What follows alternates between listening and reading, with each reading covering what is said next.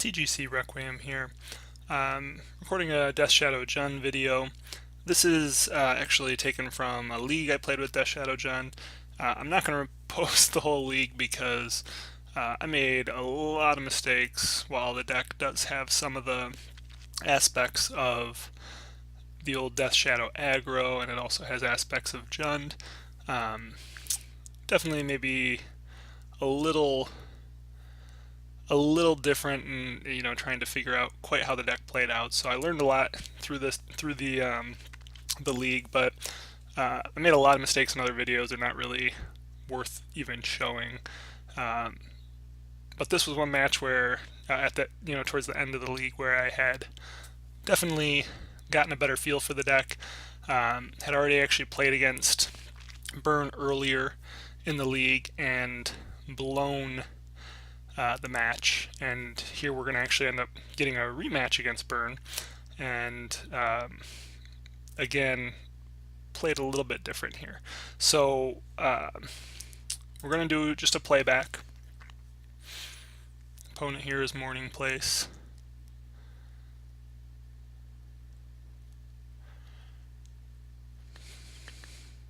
Actually, looking at this hand as an opening hand,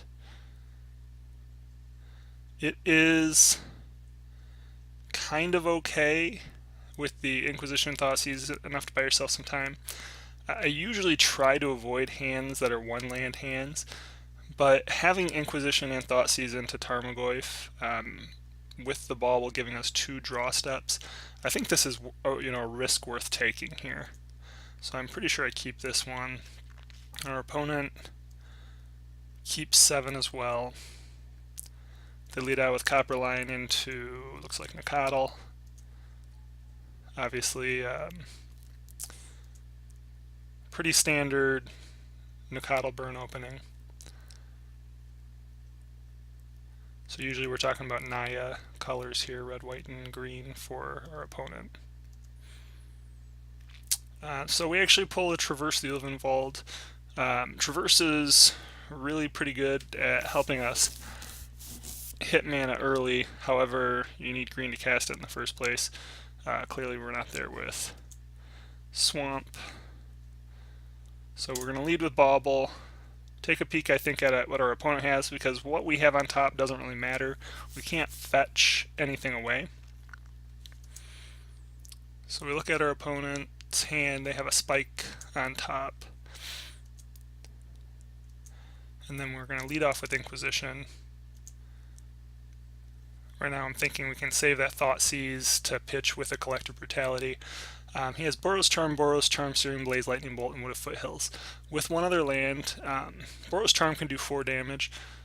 Searing Blaze obviously could represent a potential threat later, with a Nakatl attacking into our Tarmogoyf. But right now we're just going to try and keep him off mana efficiency, try and make him spend 2 mana a turn, so we're going to pull the Lightning Bolt.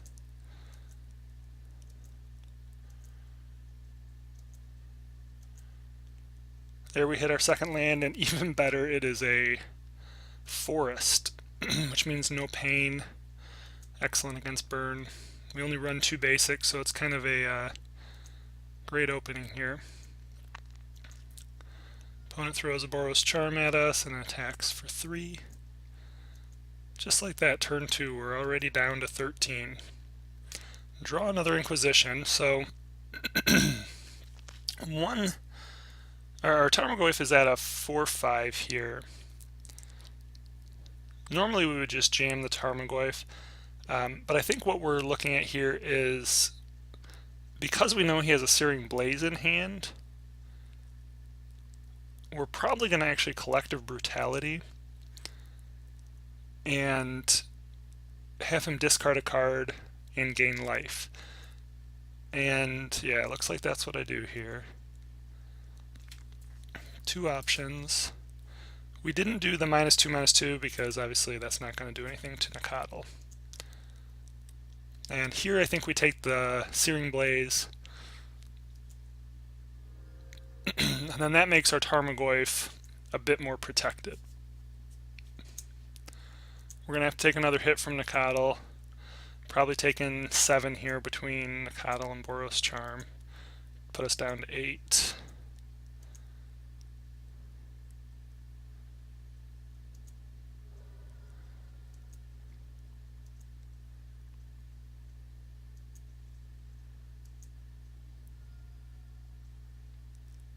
So now let's take a step back. If I think about this here, if I had just traded off a Tarmogoyf for a Searing Blaze, we would have gotten rid of his Nacatl, and then we would have been able to use the Collective Brutality to steal a Boros Charm, which would be 1 more damage. So it's possible that was the wrong play. It's possible we should have just thrown the Tarmogoyf, especially considering we had 2. But I was really hoping to stabilize hard and then close fast. Kolaghan's Command, not the best draw. So we're just going to play a Tarmogoyf here.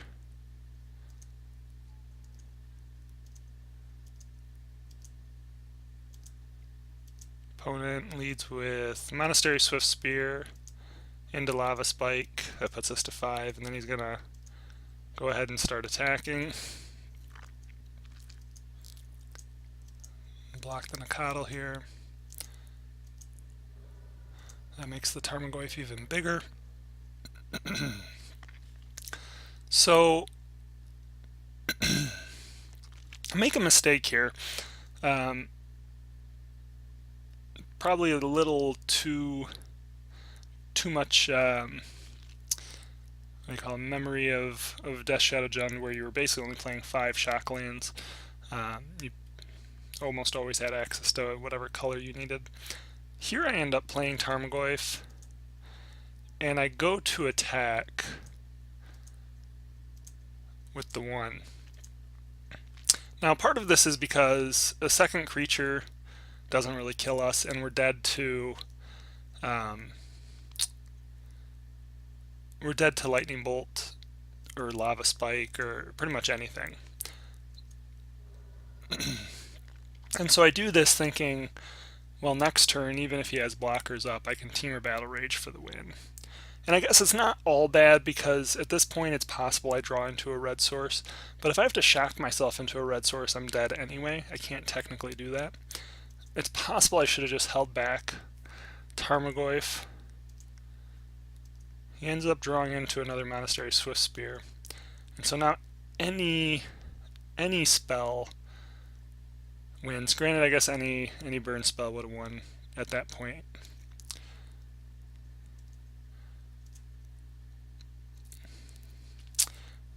But this is where I make the bigger mistake. I think at this point I should just attack with both Tarmogoyfs. If he draws a spell next turn, we're dead anyway. And so it's probably best to just push on him here.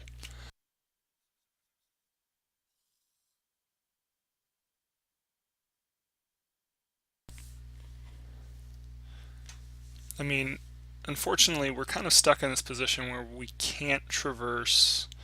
We don't have a mountain. So, I mean, if we could traverse for a mountain, that would be great. Then we could try and go for the double attack, and if they didn't block both, then we could just win. But we're not playing a mountain. You know, we don't have the ability to cast Kolaghan's Command. If we Inquisition and it's an instant speed removal spell, we're probably going to die anyway. But that is our only play, so that's what we're going to do here. But I should have done this before combat.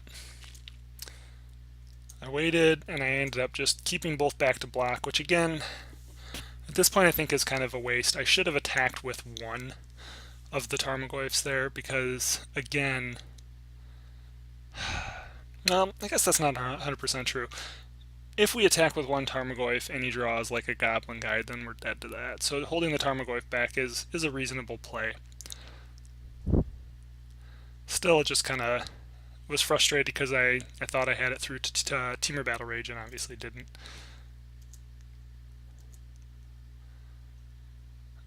So we see Searing Blaze. Now Searing Blaze is only worth 1 point of damage. This is why he played the Monastery Swift Spear. He needs a land to turn on the 3 points of damage, landfall trigger. And so he played the Monastery Swift Spear thinking... So actually, if I didn't have the Inquisition and attacked, I would have died to one of these Swift Spears because we would have taken 1 point off Searing Blaze, 1 into the Prowess trigger for 3 damage. So but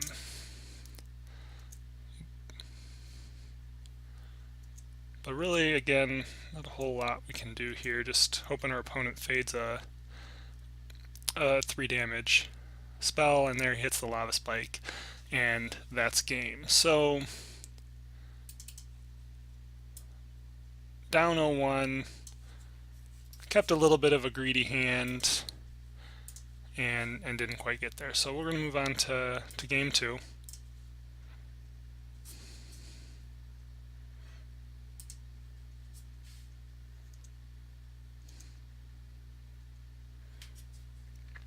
So sideboarding wise, I pulled out the 4 Street Wraith and the 4 Thoughtseize, and I brought in 4 Fatal Push, 1 Scavenging Ooze, and 3 Fulminator Mage. Sometimes against Naya Burn, you can actually keep them off their mana to cast their 2 CMC spells, and so that's why we brought Fulminator Mage in for this matchup.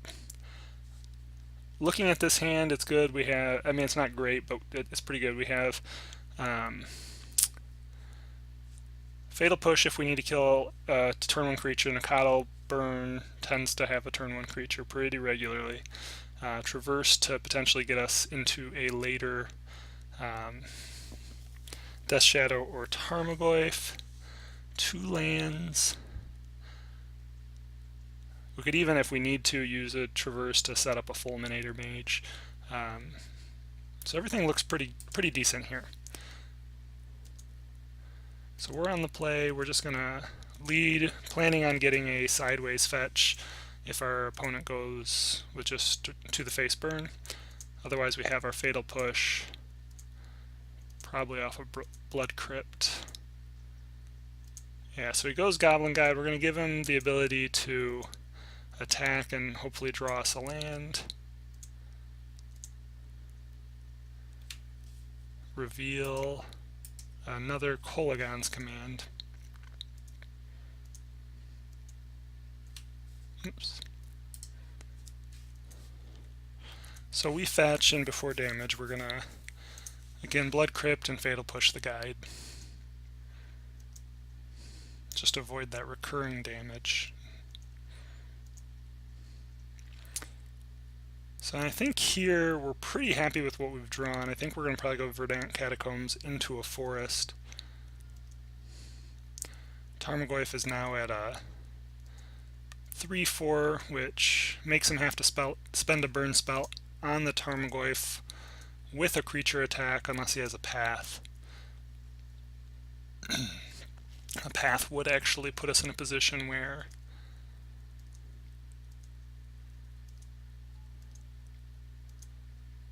so actually Goblin Guides and Path. So, but Path is going to put us in a position where we can actually throw down a swamp, and now we can cast Fulminator Mage the next turn. Goblin Guide does feed us a land there. So we're about to play Fulminator Mage, but then we draw a Collective Brutality. And we're actually drawing Collective Brutality in essentially the best position we could draw Collective Brutality. We can actually use all 3 modes here. Right now we only have instant and land in our graveyard. If we use Collective Brutality throwing a land and the Fulminator Mage into the graveyard, that will turn Traverse into a tutor for a land or creature and allow us to go get something nice. We also don't mind throwing Fulminator Mage in because we do have a Kolaghan's Command in hand, which will allow us to get it back should we need it. So we're going to actually do Collective Brutality for all 3 modes. We're going to do -2/-2 to the Goblin Guide, +2 -2, so we'll gain 2 life, opponent will lose 2 life. We toss the Overgrown Tomb in the Fulminator Mage, and then we're going to take a spell from their hand, which will actually be lightning bolt.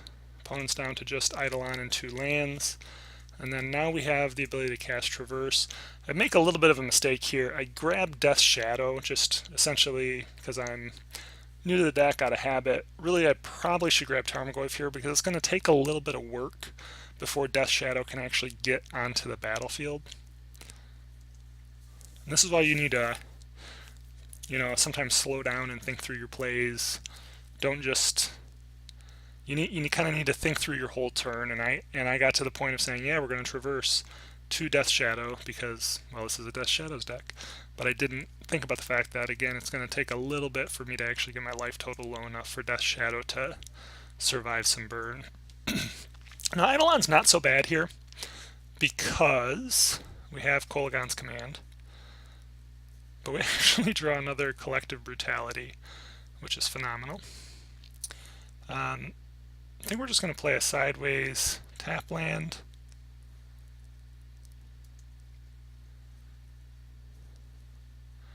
I'm not sure if I Collective Brutality for 2 here, or just the 1 and just kill the Eidolon. I think I might actually hold Kolaghan's Command to my opponent's turn, hoping that he casts something into his own Eidolon. Yeah, and then we're going to probably return Fulminator Mage, allowing us to Collective Brutality for 2 modes the next turn, and cast, potentially, Death Shadow.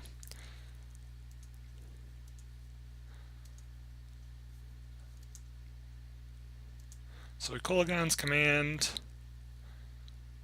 returning the Fulminator Mage, killing the Eidolon. We don't need 4 card types in the graveyard right now because we don't have a Traverse. Opponent Lava Spikes us, but he's down to 1 card. So now we have another Traverse, but for Traverse to be turned on, we need Fulminator Mage in the graveyard again. So I believe what I decide is the best route to do this is to play the Fulminator Mage out, planning on attacking and blowing up a land next turn. And then after attacks, I would then be able to traverse into a Tarmogoyf, casting Tarmogoyf and Death Shadow. That's the line I've kind of set up here. Opponent draws a Goblin Guide, makes the attack hoping that I'll just block and trade. We see a Fatal Push off the top from the Goblin Guide trigger. Go to blocks, and then after blocks we're going to blow up the Sacred Foundry. Not really keeping our opponent off mana due to the 2 fetches he has there. He did have a Lightning Bolt, puts us down to 8. So we draw a Fatal Push. We actually are going to have the ability to cast Traverse, Death Shadow. So we're going to go get a Tarmogoyf now because we want to kind of diversify a little bit here. Don't want to rely totally on Death Shadow. Especially considering that we have Collective Brutality to give ourselves a little more life gain, little cushion. So we end up casting the Tarmogoyf, the Death Shadow. Our opponent is out of cards. We have a Fatal Push and a Collective Brutality. He doesn't draw anything and just concedes right there. So I must have drawn into a land, something that doesn't really help. And we're tied at 1. So I don't know, so far the matchup seems quite a bit different than before.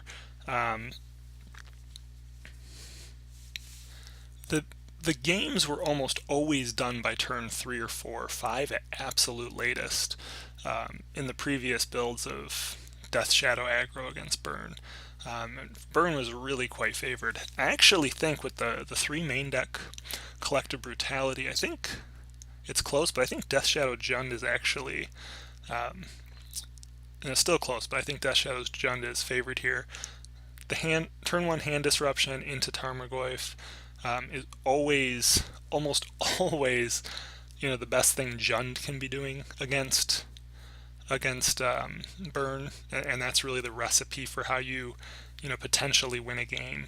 And so being able to also on top of that have access to Collective Brutality and some good 1 CMC removal It really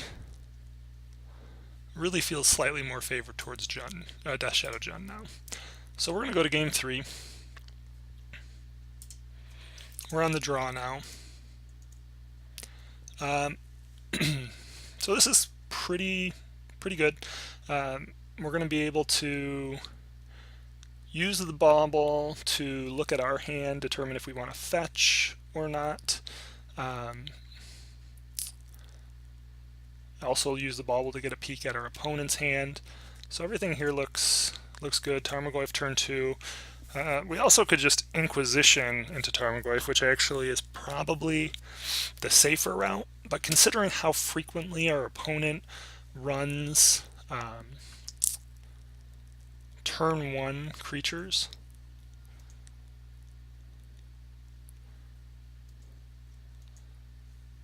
having access to that Tarfire may be the better play. And actually, so Nacatl is again the best start here because Tarfire only does 2 damage versus Bolt's 3, so where a Bolt could always get a Nacatl, Tarfire can only get Nacatl when he doesn't have access to a Mountain and a Plains.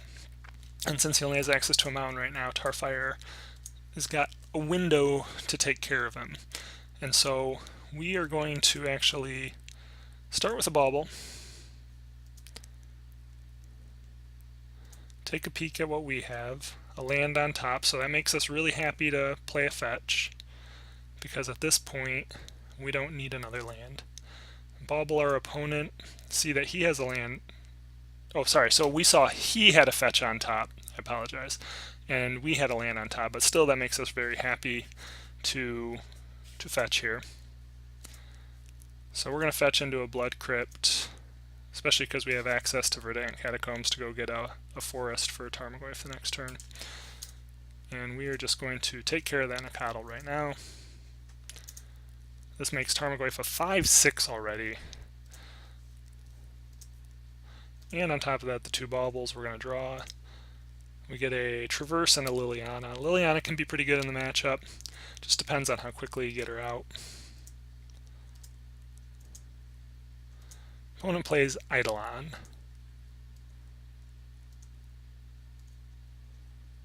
We pull Collective Brutality.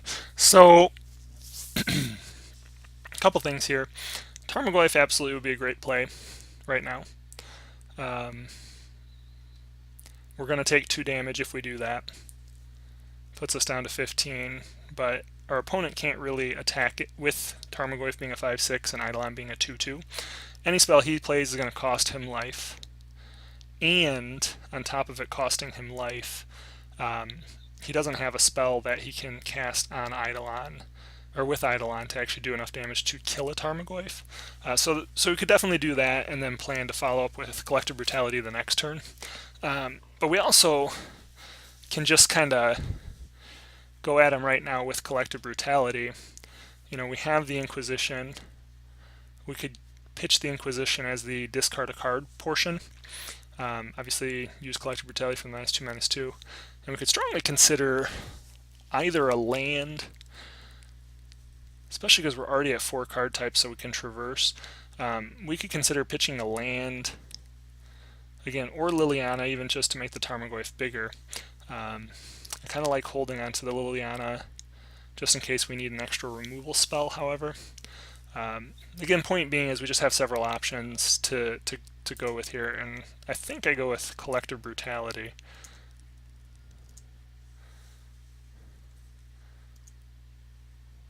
The reason I go with the Collective Brutality here is I'm actually, and I think I only do 2 modes. Yeah, so I don't actually do the life gain part of it. I just kill and take a creature out of his hand. I'm feeling really confident with where we are right now. He has so few cards in hand. After this, he's going to have 2 cards in hand, no creatures on board. And then we're going to have a Tarmogoyf next turn and probably be traversing into a Death Shadow. On top of that, if he gets another creature, you know, we also still have Liliana to kill a creature. We have the ability to start attacking his hand and basically make him really pretty much just have to trade off creatures. So he's going to have to get like a bunch of runners in terms of direct damage to the face, and do it at a pace that's faster than Tarmogoyf swinging in for 6 and or Death Shadow swinging in for progressively more as he brings our life total down. So this is the route that I went.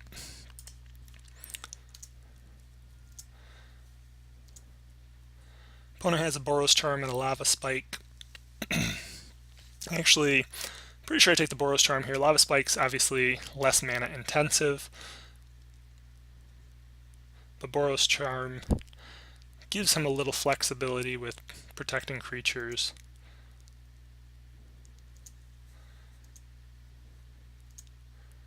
Sometimes that 1 extra point of damage is what matters. He plays land, Lava Spikes me.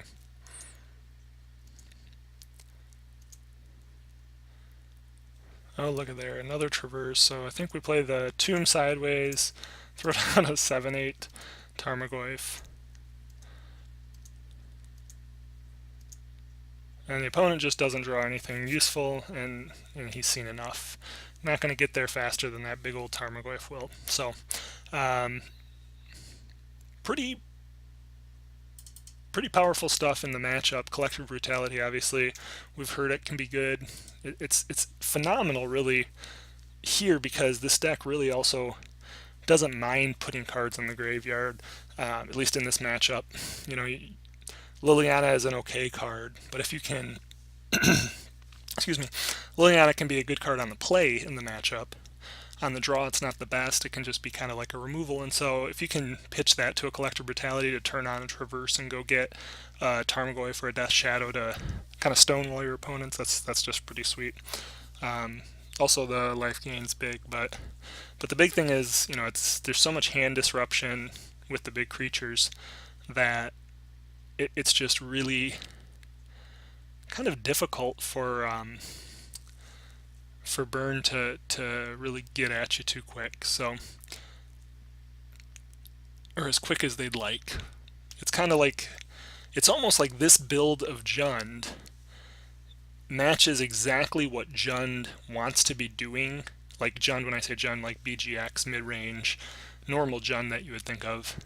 The deck is almost geared to do exactly what that version of Jund has to do to beat Burn. Jund doesn't have a good matchup against Burn normally, but this build is designed to essentially do everything exactly as you need it in the matchup. So anyway, good matchup, good fun game. Always enjoy beating Burn. Hopefully you enjoyed the video.